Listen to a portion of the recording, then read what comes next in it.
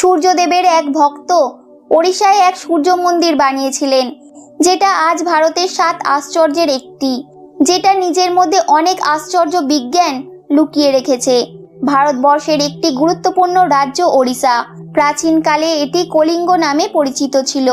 কলিঙ্গের কঙ্গ সাম্রাজ্যের রাজা প্রথম নরসিংহদেব মাত্র 18 বছর বয়সেই কাকড়িয়া সাম্রাজ্যের সবচেয়ে শক্তিশালী রাজা গণপতির সাথে যুদ্ধ করতে গিয়েছিলেন।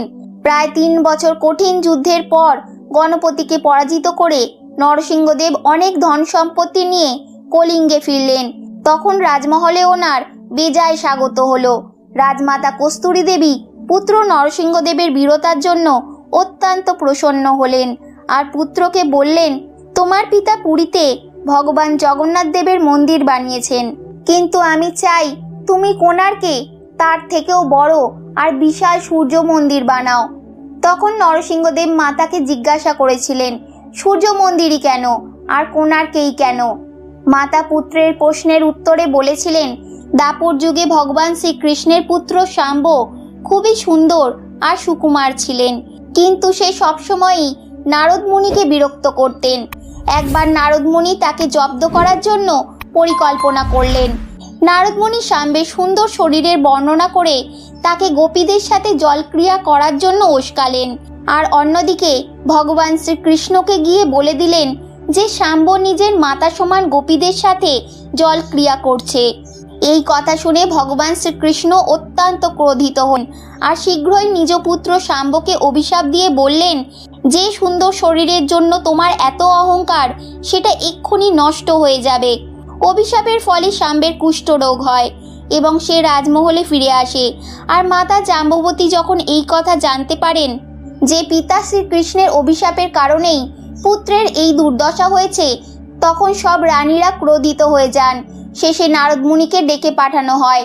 নারদ মুনি রোগ নিবারণের উপায় বের করলেন আর বললেন, সূর্যের প্রথম কিরণ উত্তর দেশের কোণে পড়ে, যেটা কোণার্ক নামে পরিচিত। শাম্বকে এক্ষুনি সেখানে গিয়ে সূর্যদেবের আরাধনা করতে হবে, তবেই শাম্ব এই পাপ থেকে মুক্তি পাবে। অনেক লম্বা আর কঠিন যাত্রার পরেই শাম্ব কোণার্কে চন্দ্রভাগা নদীর কাছে পৌঁছান। অন্ন জল ত্যাগ করে 12 বছর কঠিন তপস্যা করার পর সূর্যদেব প্রসন্ন হয়ে সামনে প্রকট হলেন আর শাম্বকে রোগমুক্ত হওয়ার বরদান দিলেন। স্নানের পর যখন শাম্ব নদী থেকে বাইরে এলেন, তখন সে রোগমুক্ত হয়ে গিয়েছিলেন আর তার হাতে একটি ছোট পাথর ছিল। তার সুন্দর আর সুকুমার শরীরকে দেখে সব অনুচর আর সেবক খুবই খুশি ছিল। শাম্ব ওই পাথরটিকে ওইখানেই স্থাপিত করে একটি ছোট মন্দির তৈরি করলেন। এরপর রাজমাতা কস্তুরী বললেন, বিবাহের অনেক বর্ষ পর যখন আমি নিঃসন্তান ছিলাম, তখন আমিও ওই সূর্য মন্দিরে পূজা অর্চনা করেছিলাম, আর তখন তোমাকে আমি পুত্র হিসাবে পেলাম।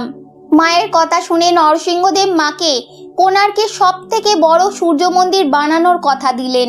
এরপর দূর দূর থেকে বড় বড় পাথর আনা হলো। মন্দির নির্মাণ কার্য খুবই তাড়াতাড়ি হতে থাকলো।